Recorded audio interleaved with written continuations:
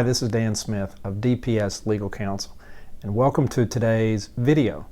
Today I want to talk to doctors who run their own independent medical practices, and I want to give you some points that you can take away and use today to improve your situation legally with your employees. And that is this: if you have staff that work for you, you probably have that staff on employment at will, which means you hire them and you can fire them for any reason or no reason. Now, the opposite of having an employee at will is having an employee who has a definite term of employment, like a year, 2 years, whatever. But if you have an employment at will relationship with your staff, with your employees, then their employment has an indefinite duration or term, which means that you as the employer can let them go, fire them at any time for any reason or for no reason. And now there may be some limitations on the no reason if it is a discriminatory reason that you fire them based on some federal statute. But other than limited circumstances like that, most employees, unless you give them the right to a definite term to their employment, are employees at will under Tennessee law.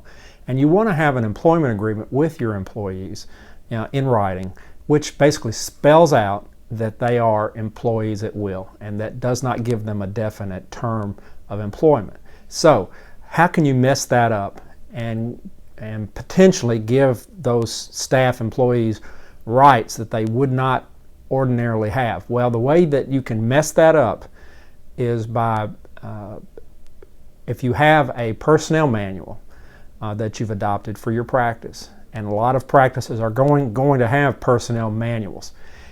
If you in some way make that personnel manual part of their employment contract, and it gives them certain rights that they would not otherwise have under their employment agreement, then you can mess things up and make it more difficult to fire or let your employees go. So I'm going to give you 4 specific action tips that you can take away to look at your personnel manual, if you have one, and make sure that you have not done this and messed things up. Number 1, you need to have specific language in your personnel manual that says that the terms and conditions or the provisions of your personnel manual are not binding.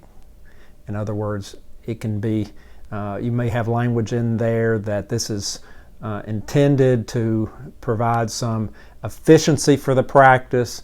It's in there to provide some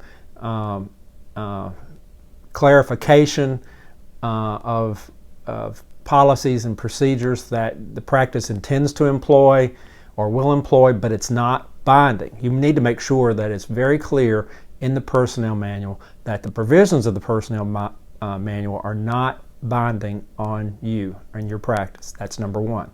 Number 2, you need to have specific language in your personnel manual that the personnel manual is not an employment contract or a contract of any type.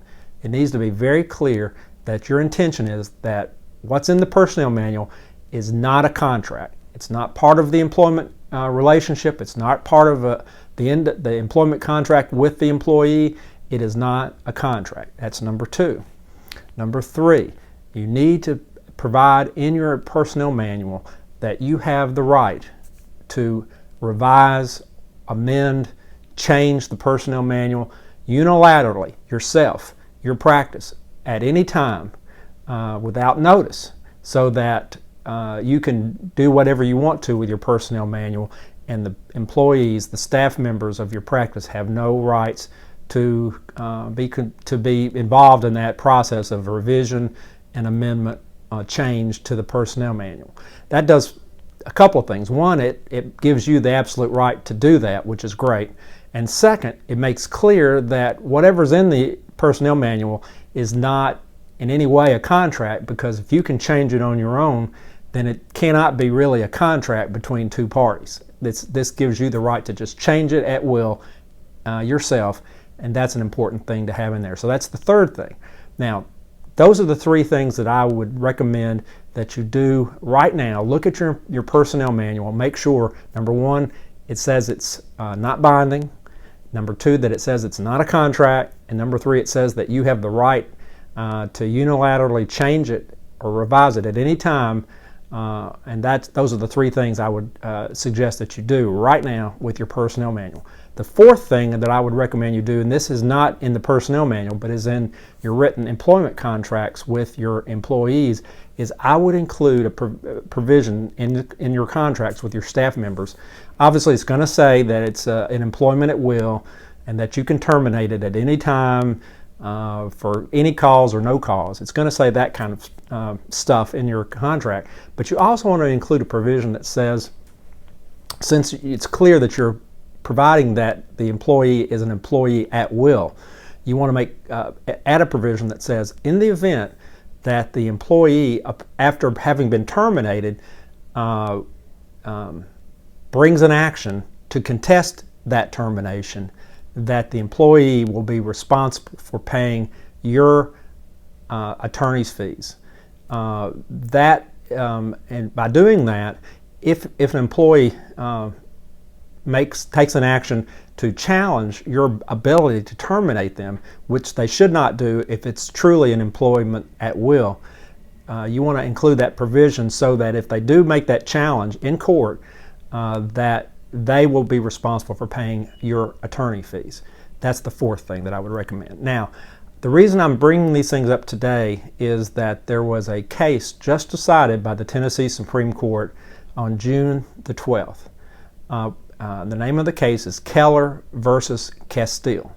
And in that case, a unanimous Tennessee Supreme Court decided, under the facts of that case, that an employment manual, a personnel manual, did not give rise to a property interest in the employee because it was not itself part of the employment contract. And so since the employee was terminable at will, there were no rights that that employee gained by the personnel manual that would give that employee the right to sue the employer for terminating his employment agreement. Now, this is important because that case took from the time that employee was terminated until the case was decided on June the 12th by the Tennessee Supreme Court, essentially a little more than 8 years.